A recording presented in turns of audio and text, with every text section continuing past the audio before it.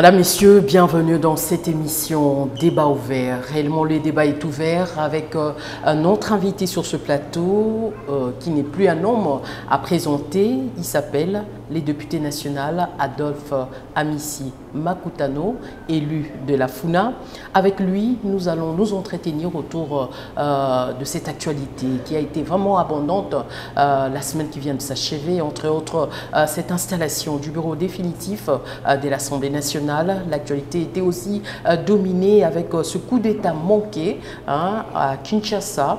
Sans plus tarder, je m'en vais vers mon invité pour lui dire bonjour et bienvenue dans cette émission.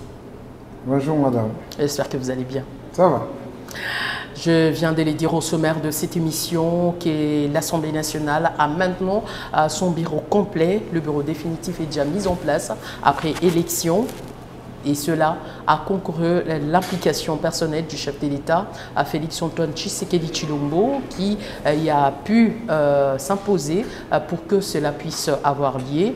Et aujourd'hui, avec ce tandem Kamere Tshilumbai, qui dirigera maintenant à cette institution, est-ce qu'aujourd'hui, le député national, Adolphe Amissi Makutano, est satisfait de ce ticket de l'Union sacrée qui n'a pas changé malgré l'implication du chef de l'État? Merci beaucoup madame pour votre question. Premièrement, je tiens à vous remercier de l'invitation. Et deuxièmement, ça c'était personnel de pouvoir vous adresser mes mots, parce qu'à chaque fois qu'il y a une nouvelle, vous n'hésitez pas à me convier pour que je puisse donner ou accorder mon point de vue. Et par cette marque, je tiens personnellement à vous remercier. Merci beaucoup. À ce qui concerne l'installation du bureau définitif de l'Assemblée nationale, nul n'ignore que ce bureau, c'est l'émanation de la volonté populaire. Et cette volonté populaire a été exprimée par cette notion infligée de la démocratie qui, d'ailleurs, pour nous, c'est une nouveauté. Mais malheureusement, il y a certaines personnes qui n'ont pas compris, surtout la démarche du président de la République, qui voulait que la démocratie puisse trancher les protagonistes qui étaient à 3. Et après cet exercice, aujourd'hui, nous pouvons nous frotter les mains en disant que le bureau a reflété la volonté du président de la République parce que, un, il voulait qu'il y ait quand même la représentation de la femme, et deuxièmement, il fallait qu'il y ait la présence de la Grande Orientale. Et tout ça a été tenu. Et aujourd'hui, nous pouvons nous dire que nous avons un bureau qui est vraiment représentatif et qui représente non seulement les députés, et qui représente le Parlement pour le compte de la République démocratique du Congo. Un bureau qui représente également la vision du chef de l'État par rapport à son souhait. Mais étant que député national, vous êtes élu de la FUNA, bien sûr. Très souvent, cette Assemblée nationale est accusée d'être la caisse de résonance du gouvernement central. Est-ce que vous pensez aujourd'hui, avec le tandem Kamere Tshilumbai, cette fois-ci sera autre et cette institution sera réellement le temple de la démocratie? Mais bien sûr, ils doivent le faire. Ce n'est pas pour rien qu'ils ont été candidats et ils sont portés au perchoir de l'Assemblée nationale. Ce n'est pas le figurisme. Je crois qu'il y a de prérogatives qui sont reconnues au bureau qui doit mener au bon port la politique générale de l'Assemblée nationale. Et nul n'ignore que la démocratie, c'est l'expression populaire. Et nous qui sommes députés, nous sommes envoyés par l'ensemble de notre peuple. Et donc, nous ne sommes pas là pour être une caisse de résonance du gouvernement. Sans oublier que le gouvernement, c'est l'émanation du Parlement. Et le Parlement a le devoir de contrôler le gouvernement, de contrôler les entreprises publiques, les services, les établissements. Alors, combien plus forte raison qu'on peut rester dans cette, que moi je peux appeler l'ignorance, de dire que nous soyons la caisse de résonance des gens à qui nous accordons justement les crédits de pouvoir diriger, que ce soit le ministère, que ce soit les entreprises publiques. Ça ne sera pas le cas. Et deuxièmement, je dois vous renvoyer toujours au discours du président de l'Assemblée nationale, qui premièrement a voulu quand même revêtir les députés de sa robe d'honorabilité, ça c'est un. Deuxièmement, les contrôles parlementaires. Aujourd'hui, nous parlons de l'IGF. Mais nous pensons que l'IGF n'a pas commencé avec Félix Tshisekedi. L'IGF existait. Mais on n'accordait pas les prérogatives reconnues à l'IGF. C'est la même chose. Nous, nous sommes l'autorité budgétaire sur le Parlement. Donc nous devons savoir comment les fonds de l'État sont en train d'être affectés selon les besoins. Et d'ailleurs, je suis à la recherche de budget 2023. Parce que c'est cette année-là qu'on a validé le budget 2024. Moi qui ai été élu de la FUNA 1, je dois savoir qu'est-ce qui est prévu dans le budget à ce qui concerne FUNA, à ce qui concerne les routes, à ce qui concerne la desserte en eau potable, à ce qui concerne l'électricité. Qu'est-ce qui a été prévu? Parce que c'est à partir de cette matière que moi j'aurai à définir la politique que j'aurai menée à tout ce point qui touche directement à la vie de mes électeurs et ensemble avec les autres. Et donc, les parlements, et ce parlement ne sera pas comme les autres parlements. Ce parlement doit être un parlement trop exigeant. Ce parlement doit demander aussi à la Cour des comptes. Parce que la Cour des comptes est toujours contrôlée par le Parlement. Nous devons savoir le travail que la Cour fait et le travail que l'IGF fait. Parce que ce sont des travaux concomitants qui devraient apporter le fruit pour décourager justement les dysfonctionnements dans les affectations des fonds de l'État. Mais bien entendu, nous étions dans une léthargie qui ne dit pas son nom, mais je crois qu'il y a un temps pour tout. Il y a eu un temps pour observer, il y a eu un temps pour la léthargie. Maintenant, le temps est là pour agir et que chaque institution puisse jouer son rôle tel qu'a été le vœu du président de la République. Et juste pour emprunter vos mots, tel que vous venez de les dire, selon le dire du président du bureau définitif, Vital Kamerhe, et sans pourtant également léser certaines sensibilités. Et quand vous dites que quand le président de l'Assemblée nationale dit que il vient pour redorer l'image du député national qui a été terni et lui donner cette valeur. Est-ce que vous pensez que la valeur du député a été ternie au moment où un député touchait, selon le dire d'un député, 21 000 $ américains, il était également bénéficiaire de certains avantages que d'autres personnes n'en ont pas. Est-ce que vous pensez qu'aujourd'hui, faire le contraire sera le mieux? Mais madame, je crois que je suis très heureux de vous avoir devant moi. Parce qu'à chaque fois que nous avons des plénières, vous êtes au Parlement. Je suis député élu. Quand on dit un député toucher 21 000, alors quel est le péché que moi j'ai commis pour ne pas toucher cet argent? Parce que c'est à partir de là où je peux fixer mes pensées ou ma réflexion. 21 000. On nous a parlé de 15 millions de francs congolais. Dit étant, je mets quiconque à défi. C'était par rapport à quel contexte où ils arrivaient à ces 21 000. Parce que nous aussi, nous sommes les députés comme eux. Est-ce qu'ils peuvent nous expliquer les 21 000, il y a quelle magie pour y atteindre? Parce que nul n'ignore quand même le président de la République essaie quand même d'expliquer le rôle que joue un député. Les députés aident aussi les pouvoirs. Vous comprenez? Les gens qui sont malades, nous enterrons les gens. Tout ça, c'est les députés qui font. Mais il fait avec quel argent? Parce que jusque-là, jusqu'à la preuve du contraire, madame, c'est très difficile pour la vie d'un député pour l'instant. Je ne sais pas moi si ça va être arrangé avec le nouveau bureau définitif, mais ce n'est pas agréable de voir le commentaire de ceux qui nous ont précédés et nous qui sommes maintenant là. Nous y pensons que, comme le président Kamerhe a parlé de redorer l'image, peut-être dans la considération aux vies des autres, mais il lui revient, lui, de pouvoir donner des éléments probants qui vont un peu expliciter le discours qu'il avait tenu par rapport à ce que vous ressortez là. Oui, monsieur le député, les Congolais lambda s'attendaient quand même à un discours du président autre qui touchait également son social. un social qui semble patauger un peu par rapport à tout ce qu'ils attendaient. Ils aimeraient également, comme il a fait allusion à la situation sécuritaire, également aussi parler du social de Congolais. Est-ce que, selon vous, le président du bureau définitif a pu oublier cette position du Congolais? Non, pas du tout. Parce que quand on parle du social du Congolais, je crois que c'est résumé dans plusieurs domaines. Okay? Et quand il parle, il vous dit que le Parlement va jouer son rôle. Ça veut dire quoi? Va surveiller le gouvernement parce qu'à son sein, nous trouvons les personnes qui vont animer de ministères et ces ministères cadrent avec le besoin de la population. Et donc pour cela, je crois qu'il a explicité dans le mot aussi responsable, mais n'est pas allé dans les détails. Parce que le quotidien des Congolais, c'est une préoccupation.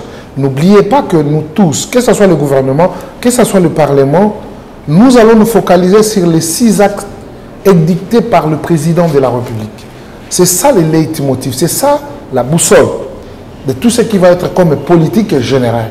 Par conséquent, tout ce qui est demandé ou parlé ou édicté par le président et qui doivent être répercutés par des ministères sectoriels, je crois que chacun doit faire ou doit jouer son rôle valablement. Et le Parlement sera là comme l'œil, le surveillant, pour voir si et seulement-ci ils sont en train de produire la volonté du président de la République qui tire les origines sur la volonté du peuple congolais. Et pour cela, je crois que madame, nous, on n'a jamais été pressés. Nous devons être prêts pour servir. Et par conséquent, nous avons nos yeux pour écouter, pour voir, et les oreilles pour écouter. Par conséquent, chacun aura quand même sa juste valeur de pouvoir juger telle ou telle action. Si vous pouvez rappeler à nos téléspectateurs le 6 axes prioritaires du chef de l'État et aussi qu'est-ce que vous attendez du bureau définitif qui dirige aujourd'hui le tandem Kamere-Chilumbai pendant cette législature? Non, ce que moi je peux exiger, c'est la responsabilité. Le bureau doit être cohérent. Le bureau ne peut pas être un bureau de spectacle où on veut exposer le machiavélisme ou quoi. C'est un bureau du Parlement, c'est un bureau qui dirige 500 députés, c'est un bureau qui va définir la politique générale du Parlement et cette politique générale va être aussi bénéfique pour les entreprises, pour le gouvernement et pour les autres services qui répondent directement au niveau du Parlement. Vous m'avez posé la question pour savoir les 6 axes du président de la République. Premièrement, c'est le social. Et dans le social, nous allons trouver le social sur toutes ses formes. Deuxièmement, il y a la création d'emplois. OK? La création d'emplois, il a eu à parler de 6 millions d'emplois qui doivent être créés tout au long de ce quinquennat. Il y a la promotion de la femme et le jeune en général. Mais ici, je tiens à marteler, tout en rappelant le vœu du président de la République, de ne pas oublier la jeunesse. Parce qu'aujourd'hui, c'est la femme qui prend le devant. C'est vraiment la femme. Il y a cette exigence. Même dans les propositions, il n'y a que la femme. Mais qu'on n'oublie pas la jeunesse. Parce que ce sont les 2 mots qui marchent avec le président. Et apparemment, ça commence à marcher en singleton, en utilisant seulement la femme. Et là, vous êtes très contente, je pense. Oui, très contente. Très contente. Aïe. Parce qu'à chaque fois quand nous parlons... Non, mais quand la femme est considérée, ça veut dire que... Mais nous voulons, parce que vous savez, quand le président parle de la femme, c'est une bonne chose. Okay. Et quand on parle de la jeunesse, on sous-entend justement de la répercussion ou de cet aspect de redevabilité et des résultats qui est devant cette génération. Parce qu'elle est encore apte, capable justement de mouiller les maillots et d'apporter les énergies positives. Et je crois que la jeunesse a toujours été à côté de la femme. Et c'est ce qui justifie ces dios. Mais malheureusement, ces derniers temps, je vois que la lyre que prend la femme, la jeunesse risque de se retourner et de voir que non, elle n'a plus la capacité d'atteindre la femme, or que c'est la jeunesse qui pouvait me mettre au devant de la femme pour que la femme puisse tirer quand même la force. Et donc c'est ça. Et le président a parlé de la promotion de la femme. La promotion de l'entrepreneuriat aussi, ok, de la jeunesse. Les jeunes doivent être en mesure de pouvoir faire le merveille, tout en multipliant leurs esprits positifs, en amenant de l'innovation, mais dans le secteur de l'entrepreneuriat. Et là, vous voyez que nous avons tout un ministère de l'entrepreneuriat de PME, où vous allez trouver les entreprises qui sont censées de financer les jeunes. Et tout ça, c'est dans l'axe du président de la République. Il a parlé de la sécurité sur toute l'étendue du territoire national et particulièrement à l'est de la République démocratique du Congo. Tout ça, c'est dans la paix qu'on peut quand même réfléchir, qu'on peut construire. Mais quand nous avons la guerre, souvent il y a beaucoup de fonds qui sont orientés vers l'est de la République, mais ces fonds, si on avait la paix, ces fonds pouvaient être affectés dans des projets de développement qui vont consister justement à construire des routes, des hôpitaux et des écoles même, mais malheureusement sont affectés vers la guerre. Et puis, on a parlé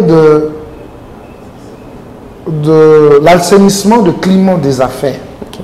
Ça, c'est sur le plan national et international. C'est pourquoi, dans un discours du président, quand il fut encore candidat, je me rappelle parce que moi j'étais son directeur de campagne, il parlait qu'il a pris un morceau de fanfanon quand il disait que l'Afrique a la forme d'un revolver, dont la gâchette. Mais pour le président, il avait dit, la gâchette se trouve au Congo. Mais cette gâchette, ce n'est pas pour produire le ferveur de la guerre, mais le ferveur de la paix, qui sera le moteur du développement de la République démocratique du Congo. Je crois que c'est dans ces 6 axes-là que nous tous, nous devons nous diluer. Nous devons conjuguer les énergies positives. Nous devons nous tromper. Parce que les résultats de ces 6 axes seront bénéfiques pour les Congolais et rien que pour les Congolais. Pourquoi pas ne pas accompagner avec abnégation, avec amour, avec détermination, pour que cela soit ainsi et que les Congolais puissent tirer les dividendes de ce programme édicté par le président et surtout le premier d'entre nous. Mais je voulais quand même apporter une précision, monsieur le député national. Apparemment, il y a un focus qui est mis en place sur la situation sécuritaire dans la partie est de la République démocratique du Congo, mais tout en oubliant la partie ouest, qui est également menacée de l'insécurité avec cette fameuse question de Mobondo. Où en est-on aujourd'hui? Non, ça peut être peut-être l'abscisse, hein? Parce que quand on a parlé de la guerre, on a pris la guerre dans sa généralité, c'est-à-dire la guerre en général sur l'étendue du territoire national. Et quand nous en parlons ainsi, ce n'est pas seulement l'Est de la République, c'est aussi les Bandundu, avec ce phénomène de Mobondo, que nos forces armées sont en train de trouver une solution définitive. Et bien entendu, c'était peut-être l'abscisse, comme je l'ai dit, mais la guerre, c'est dans la généralité, partout où il y a des poches, des résistances, il y a des insécurités. Là aussi, il y aura un accent pour ça. Bon, changeons un peu de chapitre pour parler cette fois-ci, parce que nous l'avons annoncé au début de cette émission, la question de la révision de la Constitution fait également débat au sein de la classe politique congolaise. Est-ce que vous, étant de la majorité présidentielle, est-ce qu'aujourd'hui, selon vous, y a-t-il opportunité de réviser ou de changer cette Constitution? Par rapport à cette question, madame, je dois vous rassurer que chaque génération sur cette terre a une histoire. Il revient à cette génération de la trahir ou de l'accomplir. Quand on traite les choses de l'État, on ne les traite pas avec passion. Il faut être formel. Il faut être cohérent. La constitution que nous avons aujourd'hui, bien sûr, c'est une constitution qui a été validée par le peuple congolais. Aujourd'hui, nous fêtons combien d'années de cette constitution? Et quel a été le contexte après avoir eu cette constitution? On l'appelait quoi? C'est une constitution de belligérants. Nous sommes dans un pays purement démocratique. Et la démocratie, vrai que l'expression de la population puisse être aussi écoutée et suivie. C'est un pacte républicain qui régule. Mais n'oubliez pas qu'il y a certains articles qui sont devenus archaïques et qui ne cadrent plus pour notre pays par rapport à la réalité et par rapport à la marche de la République. Je l'ai annoncé sur TV5, vos confrères. Et si je savais qu'il y avait un intervenant du PPRD qui aussi avait pris la parole, je crois que je pouvais avoir encore beaucoup d'arguments que je pouvais ajouter par rapport à ce que j'ai y à parler.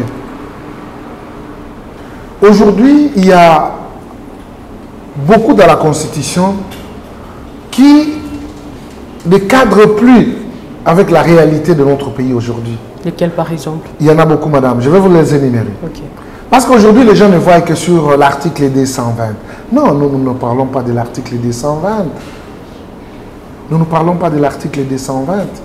Il y a des articles qui alourdissent même le fonctionnement des institutions. Ça, il faut qu'on se le dise. Les gens ont constaté le retard, justement, de la mise en place du bureau. Mais que dit la Constitution? Que dit la Constitution? 78-79. Que dit la Constitution? Aussitôt élu, n'est-ce pas? Il y a un délai de la Cour pour la validation, n'est-ce pas? Okay. Il y a un délai où les gens doivent aller se plaindre à la Cour. Il y a un délai si le président constate qu'il n'a pas une majorité de pouvoir nommer un informateur. Là, on lui donne 2 mois. 30 jours renouvelables une seule fois. S'il finit son travail, il y a un délai pour le formateur du gouvernement. Et n'oubliez pas qu'ici, si vous n'avez pas 250 plus 1, vous n'avez pas la majorité. Maintenant, tout ce monde qui se sont réunis tout autour d'une plateforme, par exemple, aujourd'hui, nous avons l'Union sacrée, et on vous dira que l'Union sacrée, c'est pour le président de la République, mais vous verrez que les gens qui sont venus avec les députés, ils exigent le poste. Et ça, c'est l'Union sacrée pour le président de la République? C'est la majorité du président de la République? Je dis non. Parce que si c'était pour le président de la République, on calcule que nous avons 450, c'est fini. Lui-même, le président, sait qui va utiliser pour tel ou tel poste. Mais aujourd'hui, il y a encore des exigences. Il y a des gens qui exigent. Non, moi j'ai mes 10 députés. On a dit 10 députés, un ministre. Je dois avoir un ministère. Mais vous vous dites que non, c'est la majorité du président. Vous alourdissez encore la machine. Parfois, ce qu'ils vous demandent, ce n'est pas ce qui est prévu. Ils discutent, il faut ça, ça nous prend du temps. Tout ça, c'est la Constitution. Tout ça, c'est la Constitution.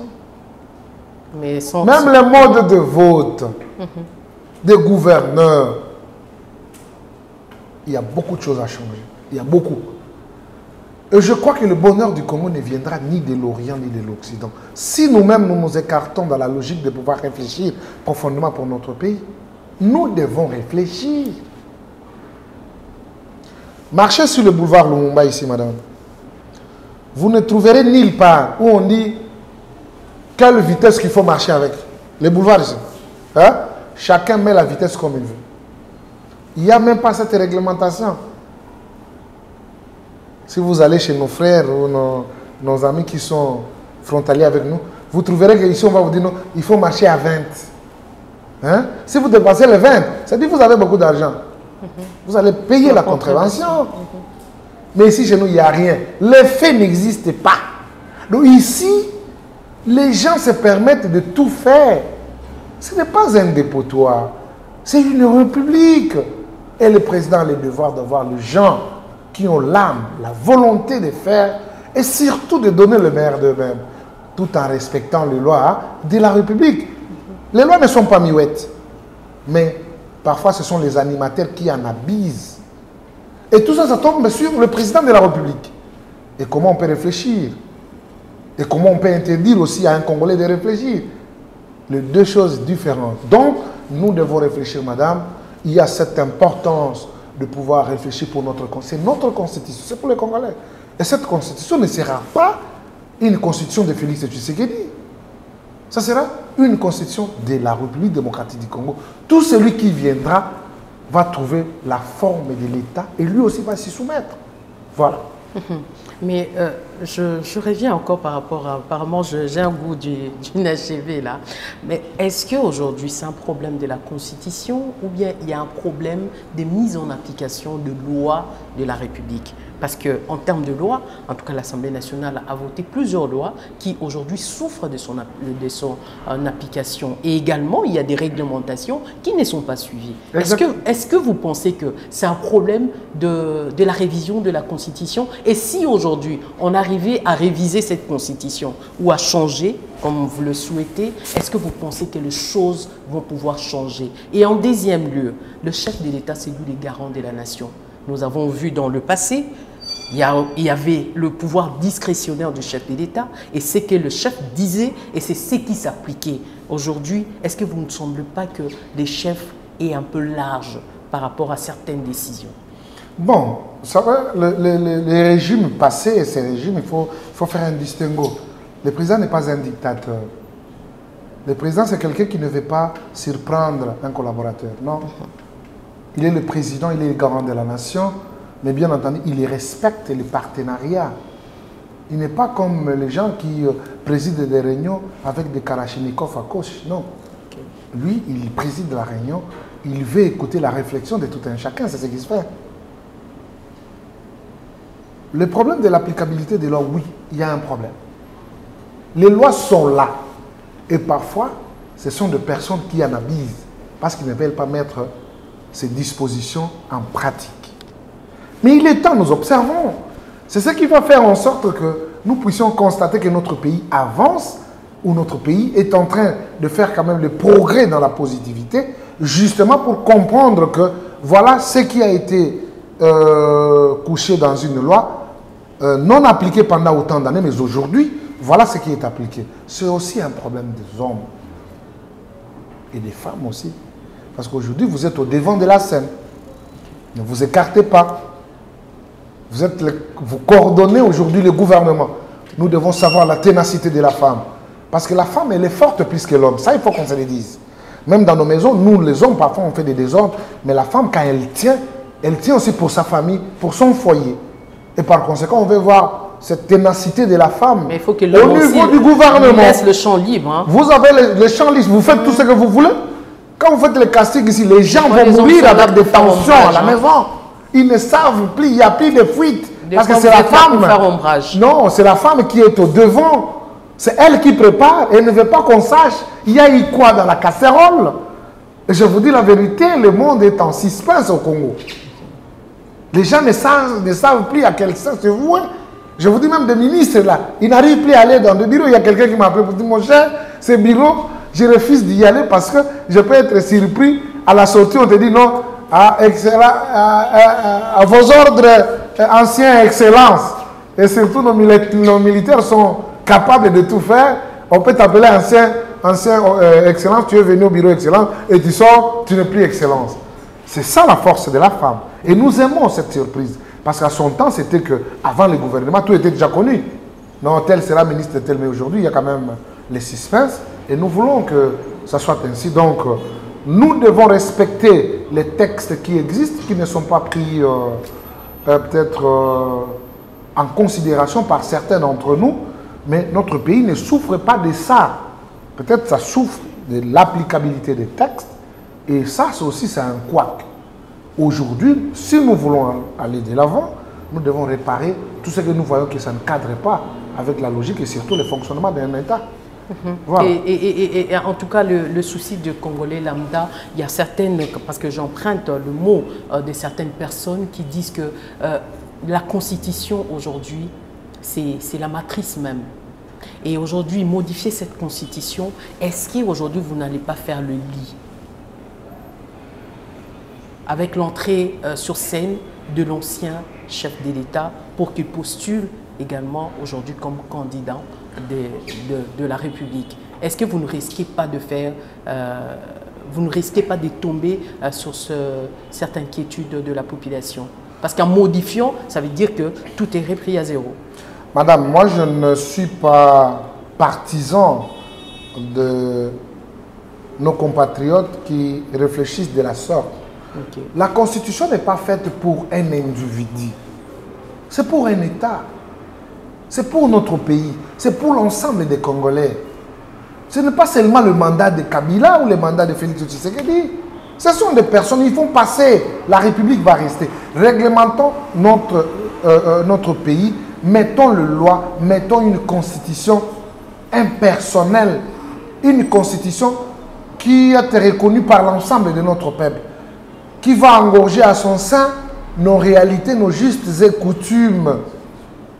Mais quels sont quand même les points qui fâchent aujourd'hui pour que vous arriviez à tomber à cette décision? Madame, je crois que le président était clair là-dessus. Okay. Vous comprenez? La constitution ne s'interprète pas comme on veut. Ok? Il y a des spécialistes, il y a des techniciens. Parce qu'il y a des juristes, il y a des économistes, il y a des psychologues.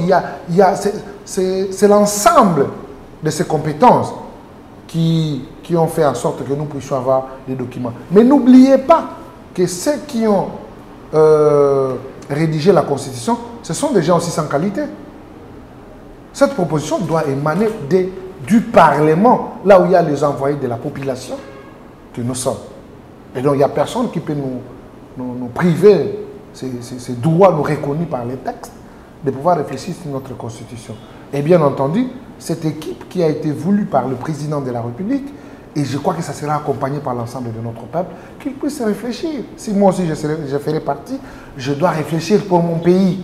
Parce que même si je ne suis pas éternel, mes enfants doivent aussi hériter d'une constitution qui prend en compte la diversité de nos tribus, de nos réalités, de nos coutumes. Ça doit incorporer notre constitution. Donc voilà ce que je peux dire à ce sens. Et nous pensons que c'est parmi les grandes réformes que le bureau a comme devoir pour faire dans cette législature. Il y a plusieurs réformes. Hein. Il y a plusieurs réformes. Même à ce qui concerne la loi électorale, il y a aussi des réformes qui doivent émaner du Parlement. Il y en a beaucoup, madame. Les gens ne peuvent pas être figés sur un problème, sur un point, en disant que si on touche l'article des 120 ou on touche la Constitution, c'est juste pour favoriser. Tu sais que non, non, non. C'est un grand démocrate, je dis, madame. Il ne peut jamais se dédier. Il retient ce que je vous dis aujourd'hui. Mais d'aucuns craint quand même qu'il y ait cette éternisation du pouvoir du président de la République. N'oubliez pas qu'il est le fils de Etienne Tshisekedi. Avec cette réforme. N'oubliez pas qu'il est le fils d'Etienne Tshisekedi. Okay. Il est issu de principes démocratiques. Il est le germe de la démocratie. Il est le fruit de la détermination de tout un combat. Il représente les valeurs démocratiques. Et aujourd'hui, il est le porte-étendard de tous ceux qui se sont reconnus dans les combats qui a été mené par son père. Et aujourd'hui, nous tous, nous sommes derrière lui. Par conséquent, nous ne pouvons jamais nous dédier. Mais bien entendu, ça ne nous empêche pas de réfléchir pour notre pays. La Constitution sera vraiment au centre du débat et nous devons réfléchir. Il y a des gens qui vont apporter leur savoir-faire dans la positivité ou dans la négativité. Ce qui est important, c'est la volonté du peuple congolais qui veut voir une constitution digne. Ce n'est pas le fait des individus. Si cette constitution va permettre à ce que M. Kabila puisse y revenir, il en aura pour son compte parce qu'il y a le peuple qui va lui rendre le compte. Le peuple va se rappeler pendant son règne. Qu'est-ce qu'il a fait? Je ne sais pas moi, je ne les juge pas. Mais j'ai juste emprunté la donne que vous avez donnée et je tiens à vous rassurer qu'il est plus qu'important que nous puissions réfléchir pour notre pays et pourquoi pas pour notre constitution. Est-ce que vous pensez que c'est l'une des questions qui serait à la base du blocage de la sortie du gouvernement? Non, pas du tout. Est-ce que le gouvernement statue sur la révision constitutionnelle? Non. C'est juste les regards. Mais qu'est-ce qui bloque? Bon, il y a toujours des réglages, madame. C'est ça que je vous ai dit. Parfois, on dit cette majorité appartient au président. Mais il y a des exigences. Moi, j'ai mes 20 députés. Avec ça, il faut vraiment bien isoler l'espace où on traite pour qu'il n'y ait pas de fuite. Il faut savoir servir les coins et les recoins. Il faut qu'il y ait la représentativité de tribus. Il faut qu'il y ait la femme, il faut qu'il y ait la jeunesse, il faut qu'il y ait aussi les vieux. Et toute cette configuration, ça ne se fait pas au jour au lendemain, ça nous consomme des jours. On a cru peut-être qu'on va terminer ça aujourd'hui, or qu'il y a aussi un point qui est réservé, on peut faire ça demain. Mais l'urgence est là, le gouvernement devra plus tarder. Cette semaine, on aura le gouvernement et bien entendu qui va se mettre Mais il y a au service de la trop de population. suspense, honorable, trop de suspense. Mais madame, parce que hier déjà c'était non, dans peu de temps. C'est beaucoup de mensonges. Mais il y a C'est quand beaucoup de même mensonges. les Congolais commencent à s'impatienter. Non, c'est beaucoup de mensonges. Parce que vous savez, quand on a ces mégas dans son téléphone, on n'a rien à faire.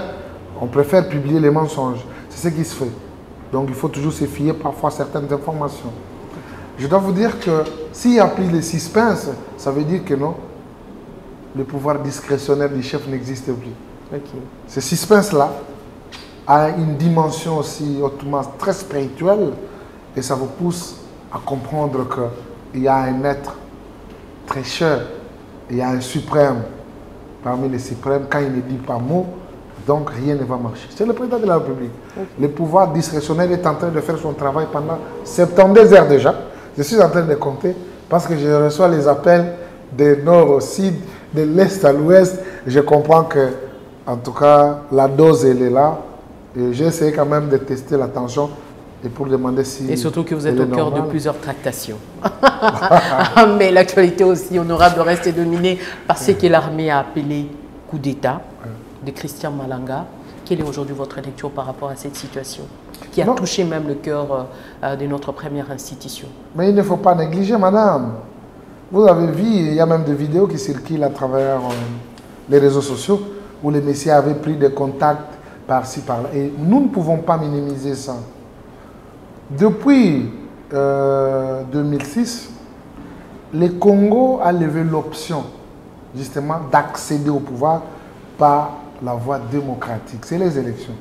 S'il avait besoin d'être président de la République avec le soutien que nous avons vu, il pouvait venir poser sa candidature et que le peuple puisse lui accorder son suffrage.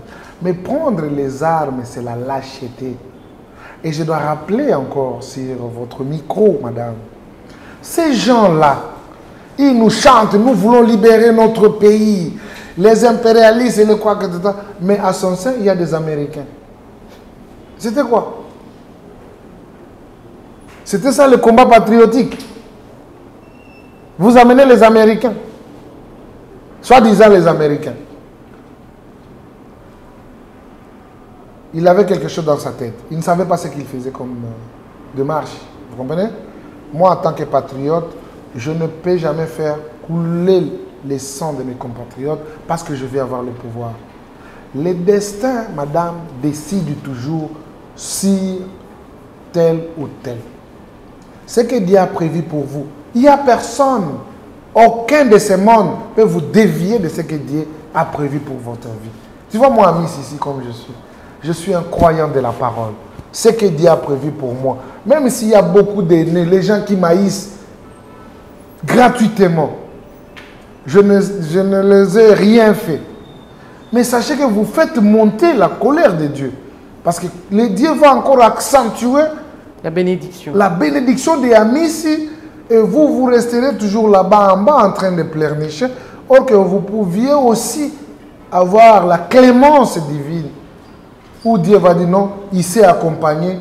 Et laissez aussi, on accompagne les autres. C'est pourquoi moi je dis, celui qui s'est accompagné, il est aussi accompagné par la voie céleste. Et donc, le coup d'État, ce sont des délinquants. Hein? Ce sont des délinquants, les gens qui croyaient toujours que nous faisons le théâtre, comme le disait le vieux Mbosso. Et voilà, il est mort sur le champ, malheureusement. Mais ce sont des pratiques à décourager. Même tous les complices qui peuvent y figurer, ils doivent comprendre que le temps des coups d'État est révolu. Ce qui se passe dans d'autres Afriques, nous, on avait déjà dépassé ça. Les 1997 jusqu'à aujourd'hui. Maintenant, ils ont réitéré les espoirs après combien d'années que le Congo puisse passer dans ça. Donc nous sommes les donneurs de leçons. Ce qui se passe aujourd'hui, parfois dans d'autres pays, ça va se faire après 20 ans. Nous avons cette longueur d'avance, mais malheureusement, notre manière de faire nous laisse à désirer. Nous avons multiplié la haine, la médisance, et surtout, nous ne nous aimons plus. Nous devons nous aimer et nous devons aimer notre patrie parce que c'est ce que Dieu nous a donné. Ce n'est pas en vain qu'on est Congolais. C'est la volonté divine. Nous devons nous aimer quant à ça. Nous n'avons qu'une seule terre. Donc, l'action que nous avons vue, nous condamnons et nous avions condamné déjà avec fermeté que les armes ici, chez nous, n'ont plus de place. Nous voulons la paix, nous voulons le développement de notre pays. S'ils ont des entrées sur le plan international, qu'ils focalisent leurs entrées dans les social des Congolais. Qu'on nous amène les riz, les haricots, le sucre, le lait, les huiles, donc qu'on mange en gogo, au lieu qu'on puisse encore faire couler le sang de nos compatriotes pour rien, parce que vous voulez être président. Mais si vous tuez vos compatriotes, vous serez encore président de qui? Ça ne vaut pas la peine, ça n'a pas de sens. Nous condamnons et nous avions déjà condamné. Et en rapport avec nos services de sécurité qui ont pu quand même laisser les couloirs jusqu'à ces niveaux, Amo? Ils ont failli. Ils avaient failli. Il faut chercher la couleur pour apprécier. Ils ont failli. Les services ont failli.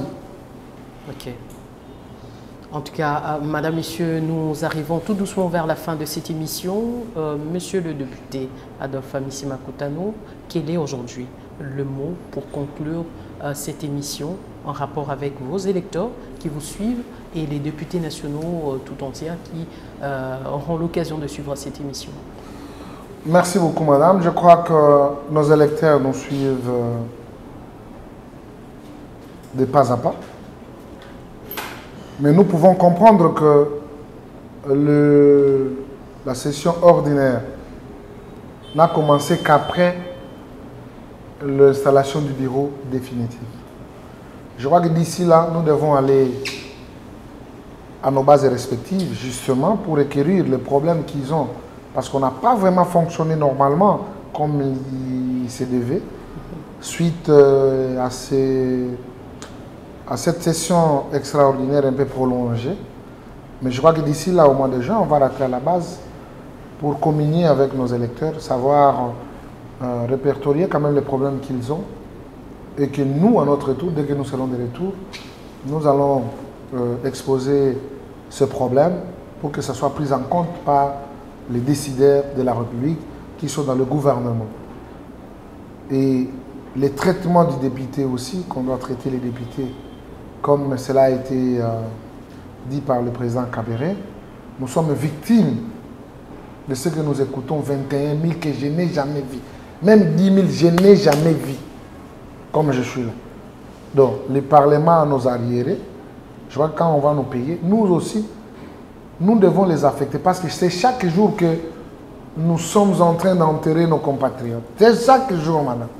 Les gens qui sont dans les hôpitaux, les écoles, le Minerval. Donc, il y a beaucoup de problèmes et ça fait quand même mal à la tête.